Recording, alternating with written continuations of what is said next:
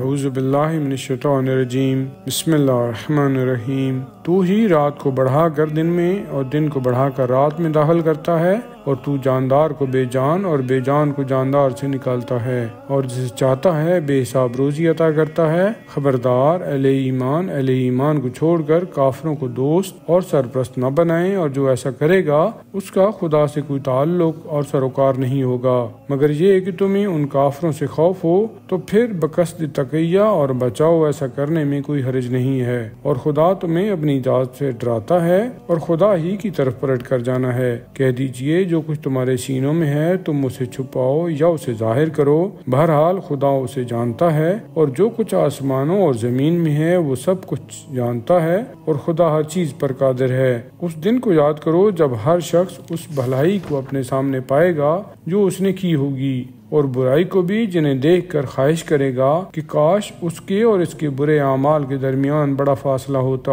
اور خدا تمہیں اپنی ذات یعنی اپنے عذاب سے ڈراتا ہے، اور خدا اپنے بندوں پر بڑا مہربان ہے۔ اے رسول، میری محبت کے دعوے داروں سے کہہ دیں کہ اگر تم خدا سے سچی محبت رکھتے ہو تو میری پیروی کرو، خدا بھی تم سے محبت کرے گا اور تمہارے گناہوں کو بخش دے گا، اور اللہ بڑا بخشنے والا مہربان ہے۔ کہہ دیں خدا اور رسول کی اطاعت اور فرما برداری کرو، اور اگر روگردانی کریں تو بے شک خدا کافروں یعنی نافرمانوں کو دوست نہیں رکھتا۔ بے شک اللہ نے آدم، نوح، خاندان ابراہیم اور خاندان عمران کو سارے جہانوں سے منتخب کیا ہے، جو ایک نسل ہے جن کے بعض سے ہیں، یعنی یہ اولاد ہے ایک دوسرے کی، اور خدا بڑا سننے والا بڑا جاننے والا ہے۔ اس وقت کو یاد کرو جب عمران کی بیوی نے کہا، اے میرے پروردگار، جو بچہ میرے پیٹ میں ہے اسے میں دنیا کے کاموں سے آزاد کر کے بیت المقدس کی جاروب کشی اور تیری عبادت کے لیے تیری بارگاہ میں نظر کرتی ہوں، تو میری نظر قبول فرما،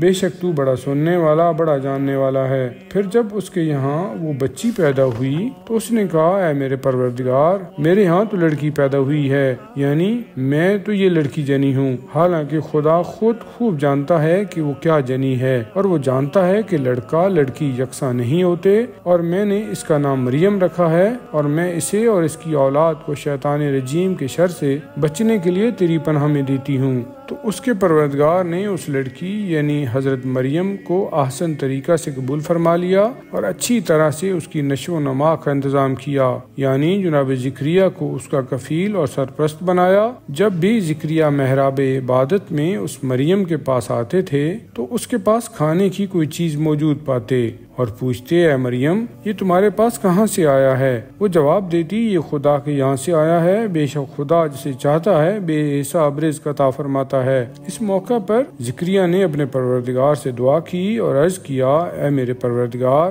مجھے اپنی طرف سے پاک و پاکیزہ اولاد عطا فرما، بے شک تو ہر ایک کی دعا کا سننے والا ہے۔ تو فرشتوں نے انہیں اس حالت میں آواز دی جبکہ وہ محراب میں کھڑے ہوئے نماز پڑھ رہے تھے کہ خدا آپ کو یحییٰ کی بشارت دیتا ہے جو اللہ کے ایک کلمہ یعنی عیسیٰ علیہ السلام کی تصدیق کرنے والا ہوگا، سردار، ضبط نفس کرنے والا اور پارسا اور نیکوکار جماعت میں سے نبی ہوگا۔